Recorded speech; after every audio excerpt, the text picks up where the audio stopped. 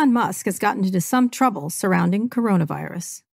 He tussled with local authorities when he insisted on keeping his factory open despite lockdown orders. On Twitter, of course, he called shelter-in-place orders, quote, de facto house arrest, and predicted, quote, close to 0 new cases in the U.S. by the end of April. At the end of April, with many new cases every day, he tweeted, quote, free America now, in all caps. On this issue, we do not agree.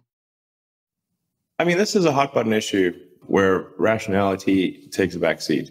So in the grand scheme of things, I think this is, what we have is something with a very low mortality rate and high contagion.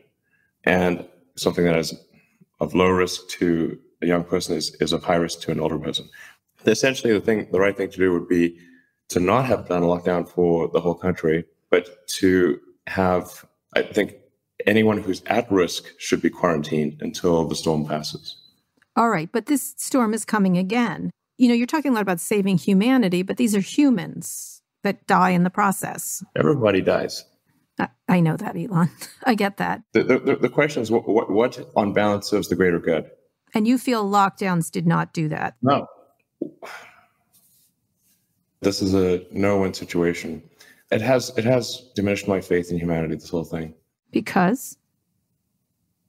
The irrationality of people in general. And so when you say it questions your faith in humanity, it's that people are irrational around it. Yes.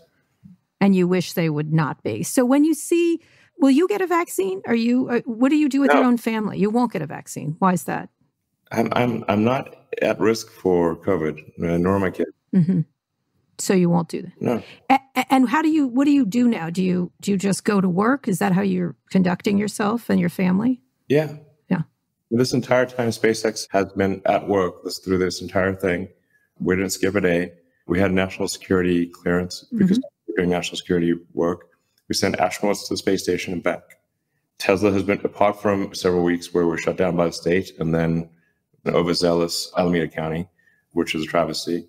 But apart from that, we've been making cars this entire time, and it's been great. All right, let me ask you one more question. So you were arguing for the car maker's point of view. Let me take a point of view as someone who's worried about their family, if they have elderly people or stuff like that. How do you answer your employees who say, I think you're putting me and my family at risk? What do you say to them then? Great, stay home. Stay home. That's it. Yeah.